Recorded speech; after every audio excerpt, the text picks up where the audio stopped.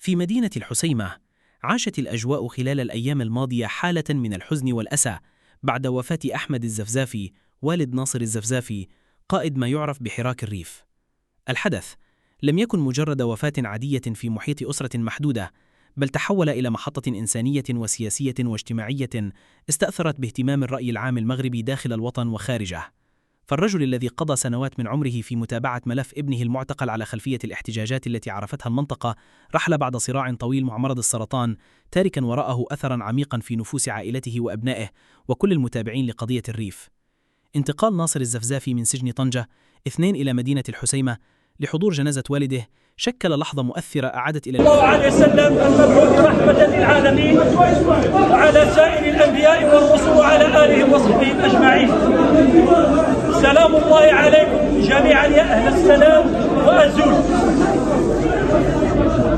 حقيقة ما أراه اليوم يولج الصف، وهي في الحقيقة رسالة صريحة وواضحة على أننا نحن أبناء هذا الوطن.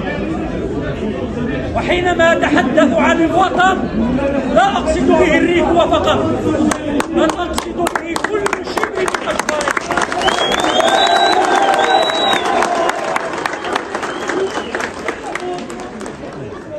مهما اختلفنا ومهما كانت لنا من آراء وأفكار، ولكنها كلها تصب في مصلحة الوطن أولا وأخيرا.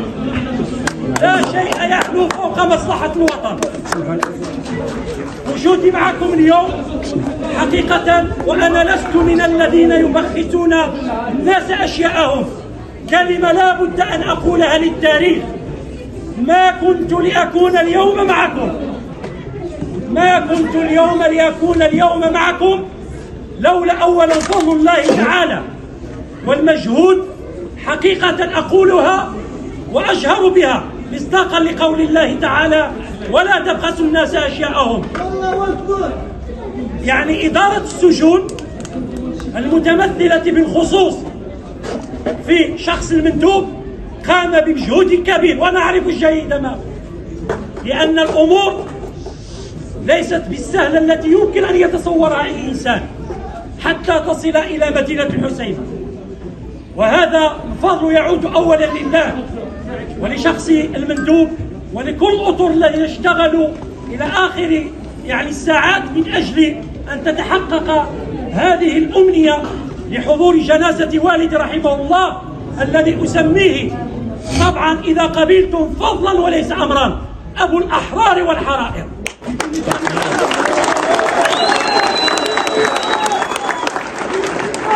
لأن هذا الرجل نذر حياته في سبيل الوطن، وحينما أقول الوطن أقصد به صحراؤه وجنوبه، شرقه، شماله، وغربه.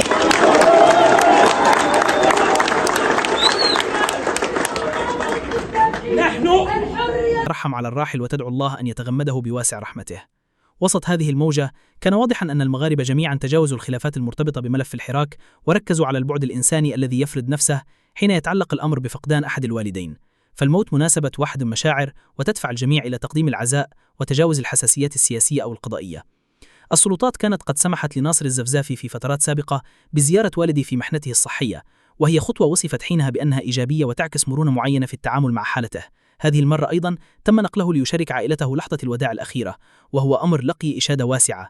في الواقع مثل هذه الإجراءات تساهم في بناء الثقة بين الدولة والمجتمع، وتعيد الاعتبار إلى البعد الإنساني الذي ينبغي أن يكون حاضرا في كل الملفات مهما بلغت حساسيتها.